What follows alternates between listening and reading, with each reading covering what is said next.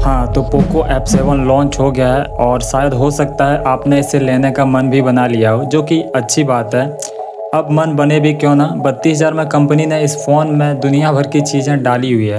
इसको लेने का मन है तो आप बेझिझक ले सकते हो, लेकिन इस फ़ोन के बारे में 5 ऐसी बातें जिसे अगर आप जान लेते हो तो आगे चलकर आपको इसके छोटे से चीज़ के लिए भी आपको पछताना नहीं होगा। तो सबसे पहला पॉइंट है सॉफ्टवेयर एक्सपीरियंस, मतलब यूआई। देखो, अब पोको और रेडमी दोनों ही के फ़ोन में एक ही सॉफ्टवेयर यूआई यूज होते हैं, जो कि आज से कुछ महीना पहले एमआई यूआई था, लेकिन अब उसमें कुछ चेंजेस और इम्प्रूवमेंट्स करके हाइपर ओएस बना दिया गया है। हाँ, अब ये चीज़ तो सभी को पता होगा कि ये एमआई यूआई का अपग्रेडेड सॉफ्टवेयर है, तो फ़ोन में अनवांटेड एप्लीकेशंस तो देखने को मिलेगा ही, जिसे दूसरी भाषा में ब्लोटवेयर्स कहते हैं। लेकिन कोई दिक्कत नहीं है, आप इनमें से बहुत सारे एप्लीकेशंस को अनइंस्टॉल कर सकते हैं। हाँ, और एक चीज़, इनका खुद का प्ले स्टोर यानी कि गेट ऐप्स एप्लीकेशन से आपको हर वक्त कई सारे अनवांटेड नोटिफिकेशन आते ही रहेंगे, जिसके वजह से आप इरिटेट हो जाओगे। लेकिन कोई बात नहीं, इसका भी एक सॉल्यूशन है। बस इसके ऐप इन्फो में जाकर नोटिफिकेशन को डिसेबल कर देना है, उसके बाद सारा झंझट ख़त्म। इतनी चीज़ करने के बाद ये पूरा ही एकदम आपको क्लीन एक्सपीरियंस देगा। ये चीज़ करने के बाद आपको हाइपर ओएस का सॉफ्टवेयर एक्सपीरियंस साफ़ सुथरा तो मिल ही जाएगा। अब अगले पॉइंट की बात करते हैं, जो कि है रैम मैनेजमेंट। देखो, आपने इस फ़ोन को लेने का सोचा है तो पक्का कुछ हैवी काम के लिए ही ले रहे होंगे। अब वो चाहे वीडियो एडिटिंग भी हो सकता है या गेमिंग भी हो सकता है, और इन दोनों ही चीज़ों के लिए चाहिए अच्छा रैम मैनेजमेंट।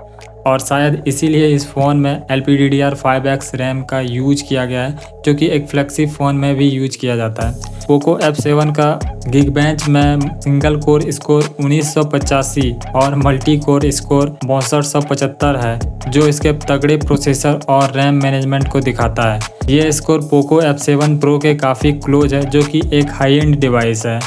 हाँ, तो ये फ़ोन अच्छा रैम मैनेजमेंट तो कर ही लेगा। अब अगले पॉइंट की बात करते हैं, जो कि है थ्रोटलिंग और हीटिंग।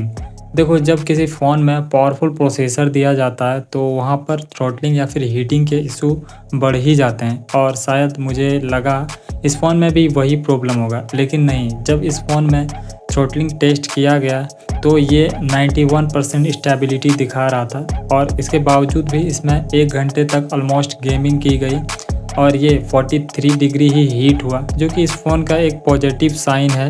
और ये चीज़ पॉसिबल हो पाया है इसमें लगे वेपर कूलिंग चैम्बर की वजह से।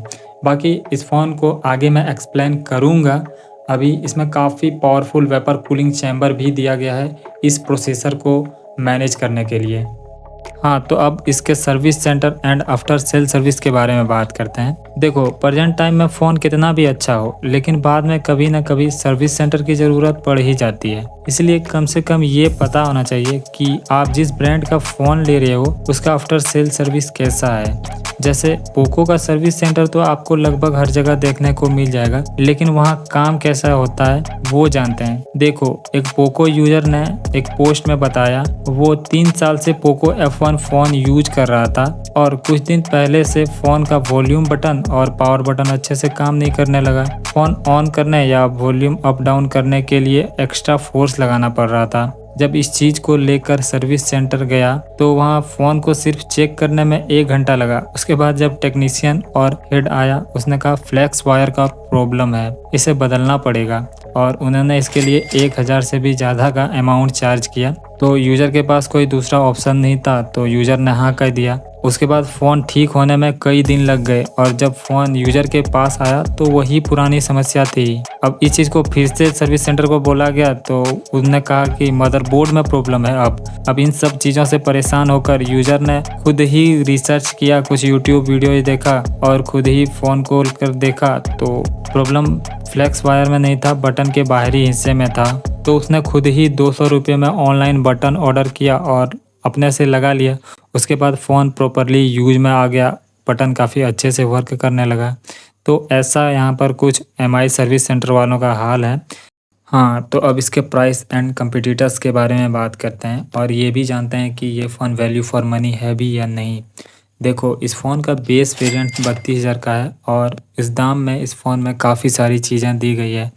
जैसे एक पावरफुल प्रोसेसर तो दिया ही गया है, उसके साथ डिस्प्ले भी एकदम वाइब्रेंट दिया गया है जो कि डॉल्बी विजन के साथ आता है। साथ ही यहाँ पर ड्यूअल स्पीकर दिया गया है जो कि डॉल्बी एटमॉस के ट्यूनिंग के साथ आता है और इसका सीधा कंपटीटर iQOO Neo 10 है और उसमें भी इसी प्रोसेसर का यूज किया गया है और आप देखेंगे उसका प्राइस जहाँ तक ज़्यादा ही है इसके मुकाबले।